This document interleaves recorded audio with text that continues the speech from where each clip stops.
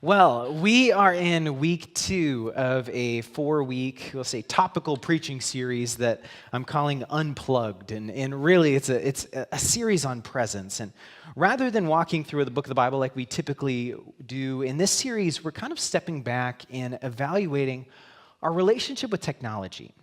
Not because it's inherently bad, that's not the message that I'm trying to get us to take home, but to recognize that technology is inherently powerful.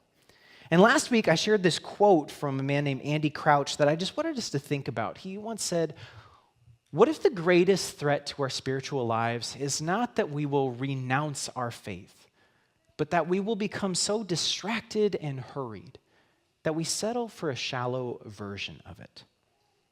I believe that maybe more than a tech issue, what humanity is truly facing in this day and time is an affection issue, a struggle to prioritize who it is that we say is the most important relationship our lives will ever carry, and even also the other relationships that we would say are the most valuable things to our lives. And so I invited each of us to take a look last week at our screen times. This is something that your phones track. You can go ahead and find how much you spend on your phone in any given week. And I asked us to look at that number and have it before us as we maybe looked inward and asked if we understand how our personal relationships with technology might be shaping us. And if we feel like maybe there's something that needs to be reclaimed within us as we do so. And today we're going to be looking at how technology taps into our emotion of fear, and specifically the fear that if we don't make every effort to be omnipresent to everything that's happening around us and in this world, that we might miss out on something. The common phrase for this is FOMO, the fear of missing out on what is happening. But today we're going to look at how it's possible, I believe, to be released from that fear and maybe even experience something. Now, don't laugh at me, but it's kind of cheesy, but maybe even experience some JOMO, okay? The joy of missing out. Because I think that we can attest to this. There is often a joy in missing out on some things. And that is where we're going to be going today. We're going to look at 2 verses from Romans chapter 12. And so if you did bring your Bibles, I'd encourage you to get those out this morning. We're going to be looking at verses 1 and 2. In this book of Romans, this letter was written by the Apostle Paul, who wrote about a third of our New Testament. And he wrote letters to churches in various places. And this one's called Romans because he's writing to Christians in Rome in the first century. And he begins like this in Romans chapter 12, verse 1. He says, "Therefore, I urge you, brothers and sisters, in view of God's mercy, to offer your bodies as a living sacrifice, holy and pleasing to God. This is your true and proper worship." And I would say this is actually probably Paul's one-sentence summary on what it means to be a Christian. Paul, he begins with this word "therefore" because he just got done spending 11 chapters worth of our Bible detailing how God set his sights of love on wayward sinners like you and I, and embarked on this rescue mission with Jesus at the center of it. And his invitation attached to this good news is an invitation for all people, you, me, and anybody else, that we have a chance through Jesus Christ's sacrifice to experience forgiveness for our sins, a new identity in who he says that we are. We get the opportunity to experience a new family, which we call the church, and a new promise that Jesus offers us what he himself earned, which is that death will not be the end of our story. And all of that is good news, right? That's why we call it the gospel. That's why we're here today. And so Paul says, "Therefore, in view of God's mercy, offer your bodies as a living sacrifice to God." Not just your time, not just your money, but he says your very self. That is the only right response to a God who's given everything for you. Give everything to him. And that's verse 1. But then he goes into verse 2 and he kind of spells out what it means to live a life as a living sacrifice, because it's kind of a confusing term. He says, "Do not conform to the pattern of this world, but be transformed by the renewing of your mind. Then you will be able to test and approve what God's will is, his good, pleasing, and perfect will." I think as I read this, what I gather from it is that to be a living sacrifice means at least three things: that we would resist conformity, that we would pursue transformation through the Spirit of God, so that ultimately we might live wisely. And that's where we're going to go today. Paul's words obviously have implications in every area of our life. And actually, in the next 5 chapters of Romans, he's going to go into very practical examples of how to live this out with experience that Rome was facing, where Christians in Rome were experiencing specifically at that time.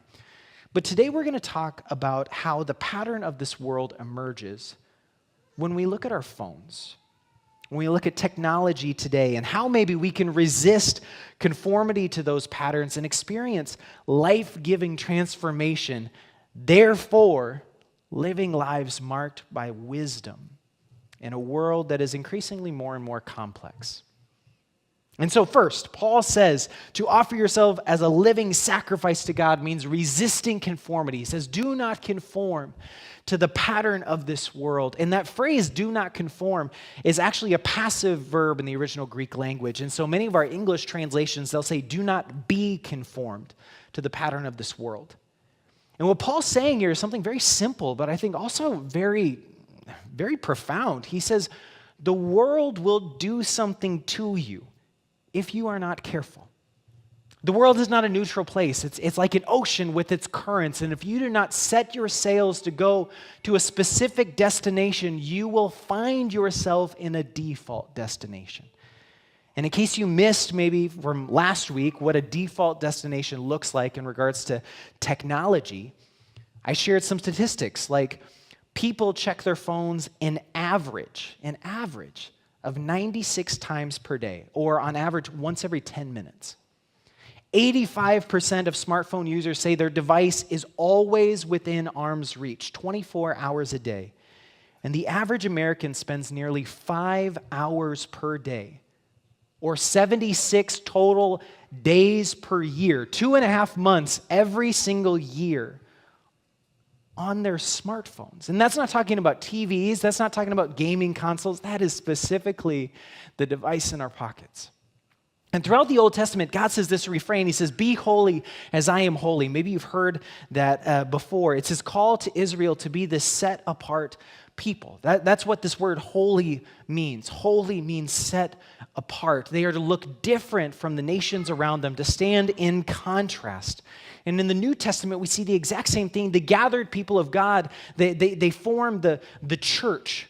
But the Greek word for church is this word that I'm not going to nail the pronunciation, but ecclesia, which literally means called out ones. Ones who are called out from the way of this world to live instead in the way of Jesus. And so the reason I say that is to make this point, that this idea of resisting conformity, it's literally in our name. It's literally who we call ourselves to be. But when it comes to our devices, I can't help but wonder if we feel like we are that different from the world around us.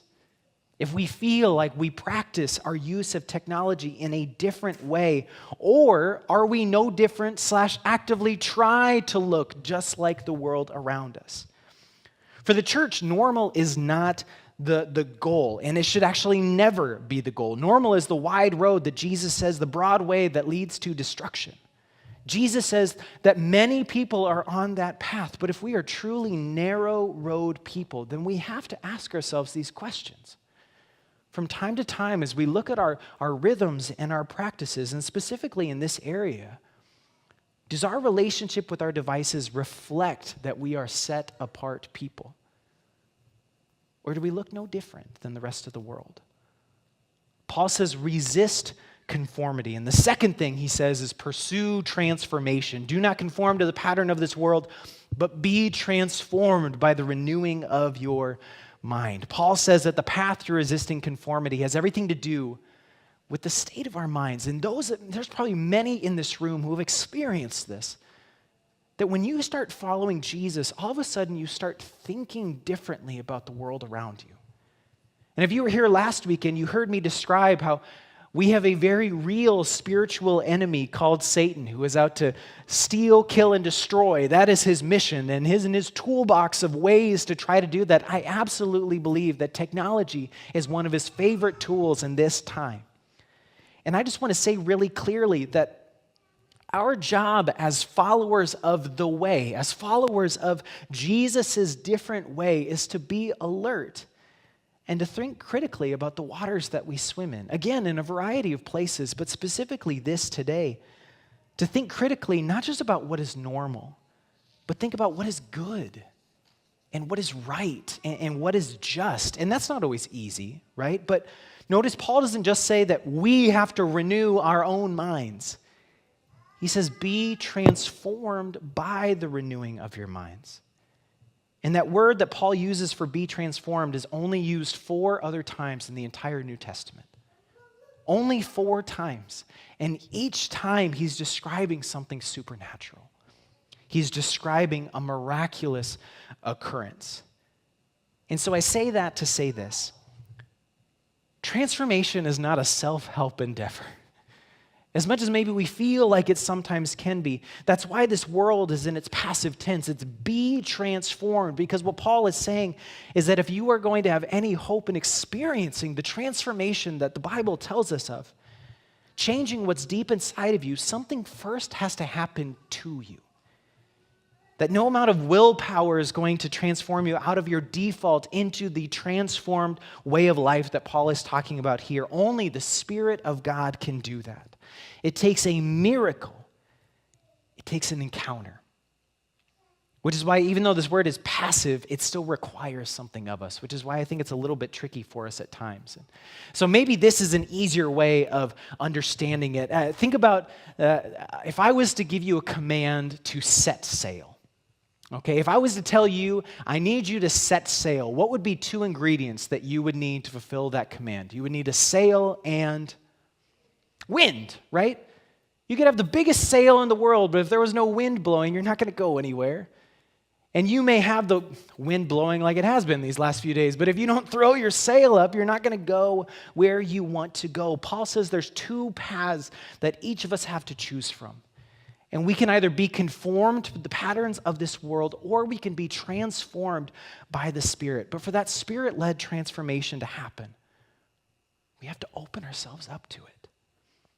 And here at Harrisburg United Methodist Church, at least in the last 2 years that I've been able to share with you, we've been very crystal clear on what it is that we are pursuing. Our mission and purpose as a body of faith is to make disciples of Jesus Christ for why? The transformation of the world. We aim for nothing short of Spirit-driven transformation, real radical change in lives. Whether it's through small groups or inviting folks to serve through their church in ways that maybe they haven't felt like they could in the past, or simply exploring different postures of worship and how that looks. Transformation, I have seen, happens here, and I'm so grateful to be a part of it, and I praise God for it every Sunday that I get to come up here and share a little bit of what it is that I'm experiencing. And if you're new with us this morning, or if you're watching online, or maybe you've been attending for a while and you feel frustrated because you read these passages from the Bible that talk about this new way of living and you felt like you haven't got the chance to experience yet, then I would encourage you, we operate like a pretty small church here. And if you're looking for just any next step, come speak to me after worship. I'd love to either talk to you today or set up a time this week that we could get coffee and just talk about life and talk about God and my experience of Him and your experience and what it might look like for you to start walking in this different way, because it is absolutely an invitation that's being extended to you. Paul says to be a living sacrifice means resisting conformity and pursuing transformation, ultimately so that we might live wisely. Paul says, don't be conformed to the patterns of this world, but instead be transformed by the renewing of your minds. Then you will be able to, he says this very cool thing, test and approve what God's will is, His good, pleasing, and perfect will. And what he's pointing out is that with this renewed mind, you will start to be able to discern what it is that God wants to do with your life. And if I was to poll the room today and say, if you could ask God anything, what would you want to know? You'd probably say, I want to know what he wants me to do. That is something that is told we can ask for that. Now, Paul, he acknowledges that, some parts of God's will are obvious and other parts aren't. If you look at the Bible, for instance, there's absolutely very particular commands that will always be true. Think 10 Commandments. Think Jesus saying, love God and love your neighbor. There's no nuance to those. They're spelled right out in front of us, and they will always be true. Then there are other principles, but because we're separated by thousands of years from when they were spoken, we have to do a little bit of translating to apply them to ourselves. But many decisions, in fact, I would say most, that we have to make in our lives, there's not going to be a direct passage or a chapter verse prescription on what to do in our Bibles. And so maybe you've experienced this, and I know many have frustration when you go to the Bible trying to figure out what my next step is. If you go to the Bible and ask, who should I marry, or what college should I go to, or which house should we buy, you will find yourself frustrated at times. Which is why for those kinds of decisions, which is definitely a majority of our decisions, Paul points us to this.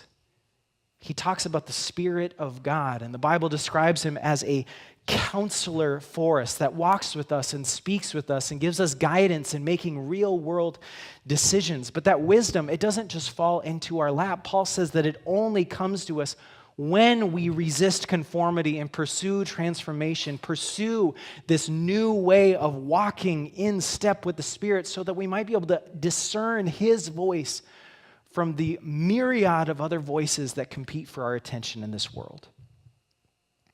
Paul says in another letter, he says, I have the right to do anything you say, but not everything's beneficial. I have the right to do anything you say, but I will not be mastered by anything. He says, much of life falls into these categories of not, is this right or is it wrong? But they fall into this, is this wise or is this unwise? And friends, I just want to say that this is where as a church, you and I think we have an opportunity to be uniquely positioned to make an impact in an age where technology has introduced a lot of complexity and a lot of confusion into people's lives in a world that increasingly only asks what is possible. I think the church's responsibility is to start being a people who ask not what is possible, but what is good and what is right and what is just. And so I'm going to offer a little bit of wisdom maybe from me. This is not like thus says the Lord or anything like that, but some wisdom that I've gleaned off people that I think are asking the right questions. And the premise, I think, is very simple. It's the fact that there's joy to be found in disengaging with our devices. There's joy in missing out on the latest trend or the last piece of news that was on the timeline for only that 1 hour, or the immediate text message that came to us from a friend who didn't need an immediate answer. That little glowing rectangle that we have in our pockets, everywhere we go, there is often joy in missing out on what it has to say in a moment. That we can resist conformity, and in resisting conformity, we can cultivate what I call JOMO, right? The joy of missing out. And here's how, okay? And I'll try to be fast with this, but in a world of inundated with options, right, and information because of our devices, that is the world that we live in. So in a world that looks like that, and a world of inundation, I invite you to try to practice curation. Okay, curation is a short way of saying, in this space, nothing is going to happen by default. Here, everything is intentionally chosen. And I think of like a curator for an art gallery. If you walk into an art gallery, there's not just random things in random places. Everything in there has been chosen for a specific purpose and displayed in a specific place so that an experience might happen. Everything is selected and put there. And this is what we need, I believe, in a world of tech inundation. And so the encouragement is not to just drift with the current. Instead, curate. And there's a few different areas of our lives that we can try to do this. I'll go as quickly as possible here through these. But the first one is the obvious one, curating our devices. I don't know if we realize this, but when you take your phone fresh out of the box, There are already default settings on your phone. And those default settings are designed to make your phone like the coolest thing in your world. They are designed to make life easy, to communicate possibilities and be a smooth, and even the lights on our phone are created in such a way to give us the greatest dopamine experience possible. And so I believe our response should be, when we see something like that, to try to make, and it sounds countercultural, but exactly that's what we've been talking about, to make what's easy when it comes to our devices just a little bit harder.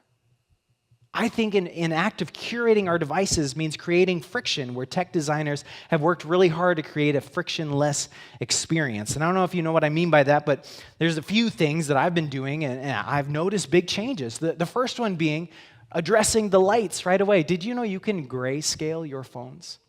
There's a setting where you can just make it black and white and grays. And I'm going to be honest, it's not as fun of an experience when your phone doesn't have any color on it. But that's also kind of the point, right? I made my phone ugly this week, and it actually did change my screen time. I also removed apps from my phone that I can do the same things on my computer.